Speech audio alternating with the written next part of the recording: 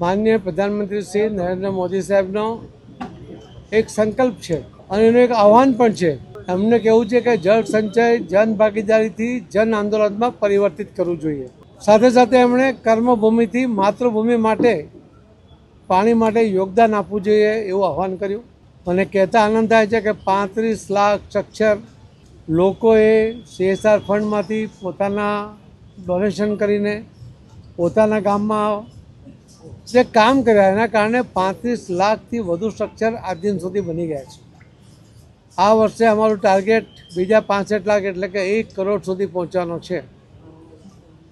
સૌરાષ્ટ્રમાં પાણી અને તકલીફો બધા એનાથી કોઈ અજાણ નથી અને છતાં રાજકોટ જેવા શહેરની અંદર ગીરગંગા ટ્રસ્ટમાં દિલીપભાઈ એમની સાથે ભરતભાઈ મોગરા અને બાકીના સાથીદારો મળીને જ્યારે 1,11,111 સ્ટ્રક્ચર બનાવવાનો સંકલ્પ કરે એના માટે રાજ્ય સરકારમાંથી શ્રી ભૂપેન્દ્રભાઈ પટેલ અને શ્રી કનુભાઈ દેસાઈ એ CSR ફંડમાંથી એમને 15 કરોડ રૂપિયા જેટલું માતબર દાન આપે અને એના કારણે ખૂબ મોટી વ્યવસ્થા સરળતા એ કામ કરવા માટે એ થઈ છે.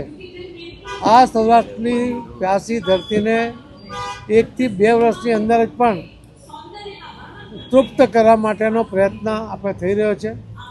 આખા દેશમાં જ્યાં પાણી વધારે છે ત્યાંથી જ્યાં પાણી ઓછું છે ત્યાં લઈ જવા માટેની યોજનાઓ, રિવર લિંકિંગ સહિત અનેક પ્રોજેક્ટો એ માનનીય પ્રધાનમંત્રી શ્રી નરેન્દ્ર મોદી સાહેબના નિર્દેશનમાં અમારા મંત્રાલયમાં પણ થઈ રહ્યા છે. અલગ અલગ લોકો પણ એમાં કરી રહ્યા છે. અંજારમાં 2 દિવસ પહેલાં દામજીભાઈ અંકરવાલાના જે ગ્રુપ છે એમના ફેમિલીએ ભૂખી નદી કચ્છમાં એના માટે 50 કરોડ રૂપિયા જેવું માતબર દાન આપ્યું છે. એટલે આવા અનેક દાનવીરો ગુજરાતમાં અને સૌરાષ્ટ્રમાં છે. એમની મદદથી આપણે આ તરસી ધરતીને તૃપ્ત કરવા માટેનો પ્રયત્ન કરવાનો છે. આવનારી પેઢીને આ પાણીની તકલીફ ન પડે એના માટે જળ સંચયથી આ એક વ્યવસ્થા ઊભી કરવાની છે. મને વિશ્વાસ છે કે રાજકોટવાસીઓ અને સૌરાષ્ટ્રવાસીઓ અને ગુજરાતના સૌ ભાઈ બહેનો જે રીતે કામ કરે છે એનાથી પ્રેરણા લઈને આખા દેશમાં પણ બાકીના લોકો પણ કામે લાગ્યા છે. ગુજરાતનો મોડેલ કાયમ જ હોય છે અને આમાં પણ જળ સંચય જનભાગીદારીમાં પણ ગુજરાતનું મોડેલ આખા દેશમાં ચાલી રહ્યું છે. ગુજરાત એમાં ક્યાંય પાછળ ન રહે, આપણે સૌથી આગળ રહીએ, આપણે લીડર છીએ એ વાત ધ્યાનમાં રાખીને સૌ સહકાર આપે અને આપ સૌના માધ્યમથી દરેકના ઘર ઘર સુધી લોકલોક સુધી આ જળ સંચયની જરૂરિયાત પહોંચે એ મારી આપ સૌને વિનંતી છે. જળ સંચયથી તમે સહજતાથી પાણી જમીનમાં ઉતારી શકો છો અને એટલું જ પાણી તમને જ્યારે જોઈએ ત્યારે પાછું પણ મળી જાય છે. જે જળ તમે સંચય કરો છો એના કારણે ગામના કૂવા, ખેતરના કૂવા, બોરિંગ એનું પણ લેવલ ઊંચું આવે છે અને પાણીની ક્વોલિટી પણ સુધી જતી હોય છે. અને એટલા જ માટે જળ સંચય અત્યંત મહત્ત્વનું છે અને એની ગંભીરતા આપ સૌ પત્રકાર મિત્રો પણ જાણો છો. એટલા જ માટે ગંભીરતાથી આ વાત લોકો સુધી પહોંચે એ મારી વિનંતી છે. આજે ડૉક્ટર કુમાર વિશ્વાસ એમના કાર્યક્રમ દ્વારા લોકોને જાગૃત કરવા માટેનો પ્રયત્ન રાજકોટમાં ગીરગંગાના ટ્રસ્ટી છે દિલીપભાઈ, ભરતભાઈ એમણે આયોજિત કર્યો છે. મને કહેતા આનંદ થાય છે કે કુમાર વિશ્વાસ એમણે પહેલી જળકથા આ રાજકોટમાં કરીને આખા દેશને આવી જળકથા કરવા માટેની પ્રેરણા એમણે આપી છે અને ગુજરાત એમાં પણ લીડર બન્યું છે. એટલા માટે સૌ રાજકોટવાસીઓને खूब खूब धन्यवाद आपको। बहुत सौभाग्य का क्षण है और विशेष रूप से भारत एक ऐसी संस्कृति का नाम है जहां प्राकृतिक अवयवों को ईश्वर माना जाता है, उनको रसायन नहीं समझा जाता। पूरा विश्व पानी को H2O कहता है, हम जल को देवता कहते हैं। विश्व पहाड़ को पर्वत और पत्थर कहता है, हम हिमालय को देवता कहते हैं। विश्व वायु को विंड कहता है, हम उसे भगवान बजरंगबली के पूज्य पिता के रूप में संबोधित करते हैं।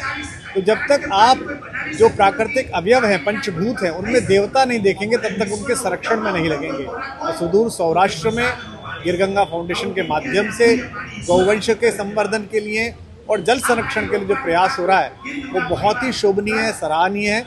और मुझे उसके विषय में पता चला और उन सब ने आग्रह किया कि मैं भगवान कृष्ण के माध्यम से, जिनका जीवन यमुना जी के तट पर ही पुष्पित पल्लवित हुआ और अंततः द्वारिकाधीश के रूप में भगवान यहाँ प्रतिस्थापित हुए, उनके माध्यम से मैं आप सबसे संवाद करूं।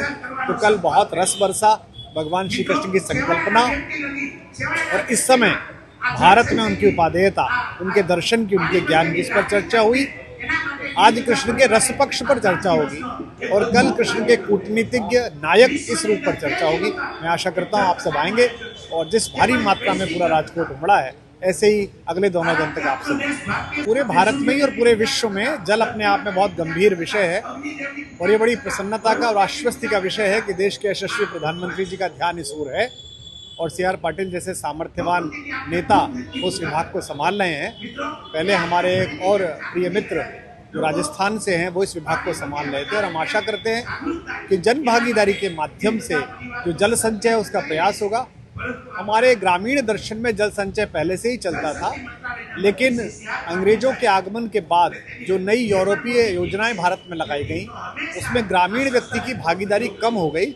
अब गांव के हर अंतिम व्यक्ति को सोचना पड़ेगा कि जितना इंद्रदेव कृपा बरसा रहे हैं, इंद्रदेव की सारी कृपा को अगर हम दोनों हथेलियां जोड़कर साथ में सामर्थ्य के साथ इकट्ठा कर पाएंगे तो आने वाली पीढ़ियों के लिए हम अच्छा कर पाएंगे। और मैं आशा करता हूं कि जो संकल्प लिया गया है गिरगंगा मिशन की ओर से वो पूरे भारत में उसी प्रकार वो अगणित हो जाए, पूरा भारत उस ओर जाएगा तो हम जल संचय की दिशा में एक बड़ा कदम उठा सकते हैं। निश्चित रूप से इतना बड़ा आयोजन, हजारों हजार लोगों का जन समूह और राजकोट के और सौराष्ट्र के सभी मानक लोगों की भूमिका यहाँ हुई है।